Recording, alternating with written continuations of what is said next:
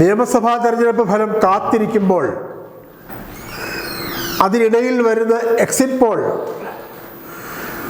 ഒരു താൽക്കാലികമായ എൻ്റർടൈൻമെൻറ്റ് മാത്രമായി കണ്ടാൽ മതി എന്നുള്ളതാണ് യാഥാർത്ഥ്യം.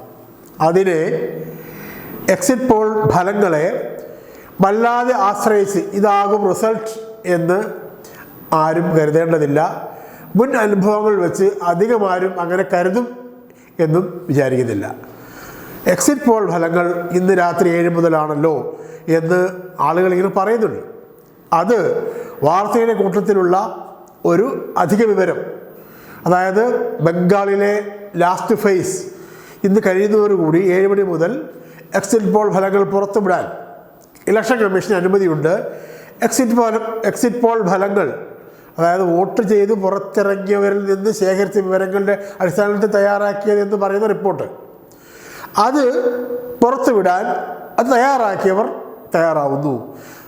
കേരളം, പശ്ചിമ ബംഗാൾ, തമിഴ്നാട്, അസം അങ്ങനെ ഇലക്ഷൻ നടന്ന സംസ്ഥാനങ്ങൾ പ്രത്യേകിച്ചും രാജ്യം പൊതുവെയും ആകാംക്ഷയോടെ അത് കാണുകയും ചെയ്യുന്നു.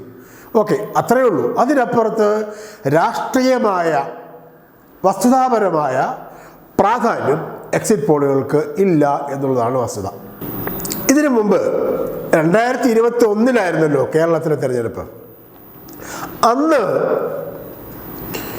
എക്സിറ്റ് പോൾ ഫലങ്ങൾ പ്രവചിച്ച മാതിരിയാണോ ജനവിധിയുടെ യഥാർത്ഥ ഫലം വന്നപ്പോൾ ഉണ്ടായത്? ശരിയാണ്, എല്ലാ ഫലങ്ങളും LDF വരും എന്നുള്ള ട്രെൻഡ് LDF അനുകൂലമാണ് എന്നുള്ള സൂചന നൽകിയിരുന്നു.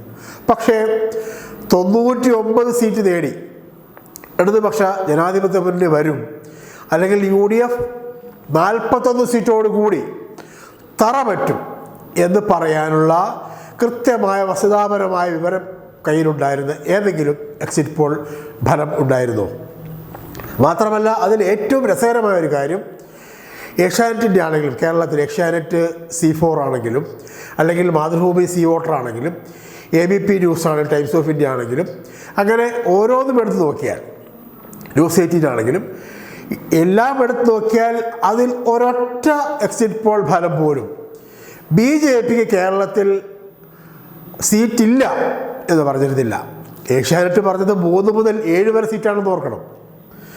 1, 3, 4, 2 അങ്ങനെ പല ലെവലിൽ BJPയുടെ അല്ലെങ്കിൽ NDAയുടെ കേരളത്തിലെ ഓപ്പണിംഗ് സാധ്യത. 2016 നേമത്ത് O രാജഗോപാലിലൂടെ നേടിയ സീറ്റിൻ്റെ തുടർച്ചയായി കൂടുതൽ സീറ്റുകൾ നേടും, ആലോചിക്കണം, 7 വരെ എന്നാണ് എല്ലാവരും പ്രവചിച്ചത്. യഥാർത്ഥത്തിൽ സംഭവിച്ചത് എന്താണ്?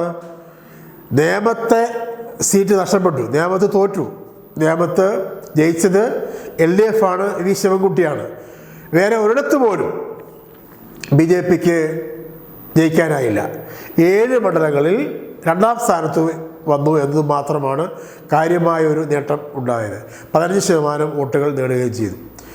അതായത് എക്സിറ്റ് പോൾ ഫലങ്ങൾ അതിൻ്റെ വസ്തുതാപരമായ വിവരമാണ്, ഇലക്ഷൻ റിസൾട്ടിൻ്റെ വസ്തുതാപരമായ സൂചനയാണ് എന്ന് കരുതാമെങ്കിൽ BJPക്ക് കുറഞ്ഞതൊരു 3 സീറ്റെങ്കിലും കേരളത്തിൽ ഇപ്പോൾ ഉണ്ടാകണമായിരുന്നു. അതുണ്ടായില്ല. അതുപോലെയാണ് UDFൻ്റെ കാര്യവും. UDFന് ഒരു 55 റേഞ്ചിൽ ഉള്ള സീറ്റുകളല്ലാതെ ആരും പരമാവധി 60 വരെയൊക്കെയാണ് പ്രവചിച്ചത്. അതിന് താഴേക്ക് 55 താഴേക്ക് ആരും പ്രവചിച്ചില്ല. കിട്ടിയത് 41 ആണ്. 41 കിട്ടിയതിൽ കോൺഗ്രസ്സിന് വെറും 21 സീറ്റ് മാത്രമാണെന്ന് ആലോചിക്കണം. അതായത് പ്രതിപക്ഷത്തെ കോൺഗ്രസും ലീഗും RSPയും കേരള കോൺഗ്രസ് ജോസഫും കേരള കോൺഗ്രസ് ജേക്കബും എല്ലാവരും ചേർന്ന് കിട്ടിയത് 41 സീറ്റാണ്. ഈ സ്ഥിതികളൊക്കെ ഇങ്ങനെ നിൽക്കുമ്പോൾ നമ്മൾ എങ്ങനെയാണ് എക്സിറ്റ് പോൾ ഫലങ്ങളെ ഒരു പൊളിറ്റിക്കൽ അനാലിസിസ് എന്ന നിലയ്ക്ക് ഡിപ്പെൻഡ് ചെയ്യുന്നത്? മനസ്സിലാക്കേണ്ട കാര്യം, അതിന് തട്ടിപ്പ് എന്നുള്ള വാക്കൊന്നും നമ്മൾ പ്രയോഗിക്കുന്നില്ല. ഓരോ ഏജൻസികൾ, ഓരോ മാധ്യമ ഏജൻസികൾ, ഓരോ വിശകലന ഏജൻസികൾ ചെയ്യുന്ന വർക്കാണ്. പക്ഷേ യഥാർത്ഥ ജനവിധിയുമായി വളരെ അജഗജാന്തരം ഉണ്ട് എന്നുള്ളതാണ്. അതുകൊണ്ട് ഇന്നിപ്പോൾ 29 30, 1, 2, 3, 4-ാം തീയതി രാവിലെ 8 മണി മുതൽ നമുക്ക് ഫലം അറിയാൻ തുടങ്ങും. ആ ഫലത്തിലേക്ക് കണ്ണു നട്ടിരുന്നാൽ മതി എന്നാണ് നമ്മൾ പറഞ്ഞു വരുന്നത്.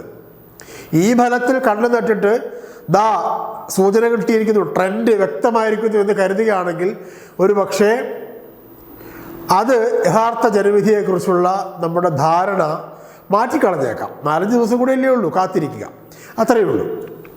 ഇപ്പോൾ കേരളത്തിലെ കാര്യം എടുത്ത് നോക്കൂ. കേരളത്തിൽ കഴിഞ്ഞ 10 വർഷമായി ഭരിക്കുന്ന 2016 മുതൽ 21 വരെ, 21 മുതൽ ഇപ്പോൾ 26 വരെ ഇടതുപക്ഷ ജനാധിപത്യ മുന്നണി LDF ചെയ്ത ക്ഷേമ പ്രവർത്തനങ്ങൾ, ജനക്ഷേമകരമായ നിരവധി കാര്യങ്ങൾ, അടിസ്ഥാന സൗകര്യ വികസനം, റോഡ് വികസനം ഉൾപ്പെടെയുള്ള നിരവധി കാര്യങ്ങൾ, ഒരുപാട് കാര്യങ്ങൾ ചെയ്തു. അത് മുഴുവൻ ജനങ്ങളിൽ ഭംഗിയെ എത്തിക്കാനും കഴിഞ്ഞു. ഇതെല്ലാം കഴിഞ്ഞിട്ട് LDFന് കനത്ത തോൽവിയാണ് ഉണ്ടാകാൻ പോകുന്നത്, UDFനാണ് ഒരു ട്രെൻഡ്, UDF അനുകൂലമാണ് എന്ന് എക്സിറ്റ് പോൾ ഫലങ്ങൾ പറഞ്ഞാൽ അതിൽ യാഥാർത്ഥ്യബോധമുള്ള ആളുകൾ നിരാശരായിട്ട് കാര്യമുണ്ടോ? റിസൾട്ട് വരാൻ കാത്തിരിക്കണ്ടേ? റിസൾട്ട് വരുമ്പോൾ അതിൻ്റെ എന്താണ് ആ റിസൾട്ട്, അങ്ങനെ ഈ റിസൾട്ട് ഇങ്ങനെയായത് എന്താണ്, ജയമാണെങ്കിലും തോൽവിയാണെങ്കിലും അതിൻ്റെ യഥാർത്ഥ ഉള്ളടക്കത്തെക്കുറിച്ച് വിശകലനം ചെയ്യണം, ആഴത്തിനും പരപ്പിനും കീറി മുറിച്ചും. അതിനു പകരം എക്സിറ്റ് പോൾ ഫലങ്ങളിൽ തൂങ്ങി കേരളത്തിൻ്റെ രാഷ്ട്രീയ മനസ്സ് ഇന്ന് 7 മണി മുതൽ വരുന്ന 5 ദിവസം ഉത്കണ്ഠപ്പെടേണ്ടതില്ല എന്നാണ് പറഞ്ഞു വരുന്നത്. ആലോചിച്ച് നോക്കൂ, 99 സീറ്റോടു കൂടി അധികാരത്തിൽ വന്ന ഇടതുപക്ഷ ജനാധിപത്യ മുന്നണി കഴിഞ്ഞ 2024 ലോക്സഭാ തെരഞ്ഞെടുപ്പിൽ കേരളത്തിൽ പരാജയപ്പെട്ടു. 2024 ലോക്സഭാ തെരഞ്ഞെടുപ്പിൽ UDFനാണ് മേൽക്കൈ ഉണ്ടായത്. 11 സീറ്റുകളിൽ അന്ന് നിയമസഭാ മണ്ഡല അടിസ്ഥാനത്തിൽ നോക്കിയാൽ BJP 2-ാം സ്ഥാനത്ത് വന്നു, ചില മണ്ഡലങ്ങളിൽ 1-ാം സ്ഥാനത്ത് വന്നു. അതിനെയൊക്കെ ഒരു ട്രെൻഡായി സ്വീകരിച്ചുകൊണ്ട് നിയമസഭാ തെരഞ്ഞെടുപ്പിലെ ഫലത്തെക്കുറിച്ചുള്ള അവലോകനം നടത്താൻ പറ്റുമോ, വിശകലനം നടത്താൻ പറ്റുമോ? അങ്ങനെ നടത്തിയാൽ അത് വസ്തുതാപരമായി ശരിയായി വരുമോ? ഇല്ല എന്ന് മുൻ അനുഭവങ്ങളുണ്ട്. അതുകൊണ്ട് കേരളം എങ്ങനെ വിധി എഴുതി, കേരളത്തിൻ്റെ ജനവിധി എന്താണ്, അല്ലെങ്കിൽ ബംഗാളിലെ ജനവിധി, തമിഴ്നാട്ടിലെ ജനവിധി, ഇലക്ഷൻ നടന്ന എല്ലായിടത്തും ജനവിധി എന്താണ് എന്ന് കാണാൻ, യഥാർത്ഥത്തിൽ മനസ്സിലാക്കാൻ നമ്മൾ മെയ് 4 വരെ കാത്തിരിക്കുക തന്നെയാണ് നല്ലത്, ഉചിതം, ബുദ്ധി. നന്ദി, നമസ്കാരം.